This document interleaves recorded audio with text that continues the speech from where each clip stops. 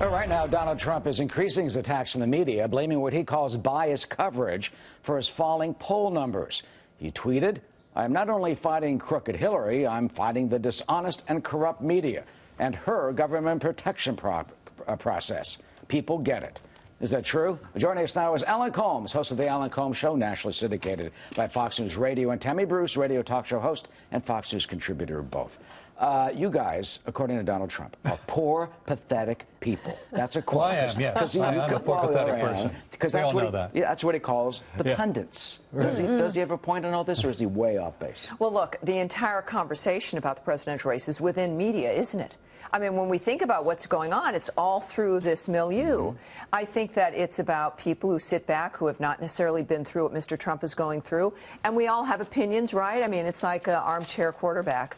But I think that there is, and we've had some admissions, like from Jim Rutenberg at the New York Times, that Trump is so different that the usual journalistic ethics don't really matter because so much is at stake. Now, I'm paraphrasing here, but that's pretty much what they were saying. So you're saying that they're against them? Well, it's clear that when you've got this entire framework with every story is how awful things are. This is a battle for actually his supporters' minds. These are attacks on his supporters to depress them and to break them back because of the enthusiasm gap between the Democrats and Republicans is so vast. This is an effort to keep Republicans to stay home. Alan, are they out to get him?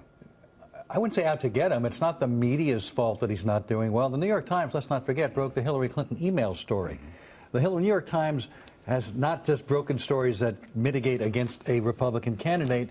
And when you have people in Georgia where Hillary is losing by only 4 points, in Utah where Trump is losing, it's not the people in these red states who are listening to the New York Times. They're not listening to the media. And when he gets up and says, and he said it more starkly over the weekend in Pennsylvania, when he said, "I'm not running against Hillary Clinton, I'm running against the media," he's totally off message and saying that if the media treated me better, I'd be 20 points up, is what he said. Well, that's absurd. But he lives in New York, and look at some of the headlines that the New York Times has had recently about his campaign. Let me read some to you.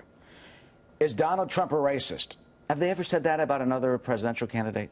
Inside the failing mission to tame Donald Trump's tongue. Is Donald Trump wrecking both parties, obviously assuming that he's wrecking one? The GOP waits and waits for Donald Trump to grow up, meaning he hasn't grown up. And here's my favorite.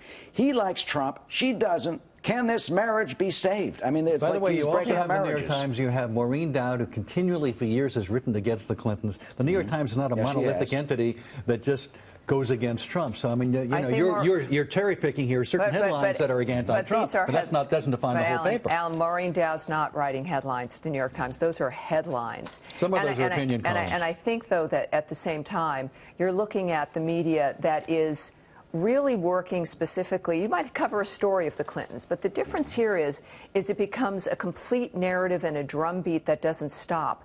Now, if you are actually going to, one of Mr. Trump's complaints is legitimately that he'll say a whole bunch of things in context, and of course they take things out of context, but this doesn't happen just to him. This has been happening to every GOP candidate, and the Republican nominee has to overcome it.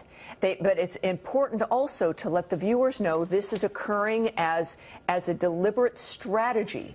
And the same with polls. When we say she's losing in Georgia, these are polls with 4- and 5-point margin of errors, phone calls, sometimes online, to help them make their point. But at the end of the day, is it going to work?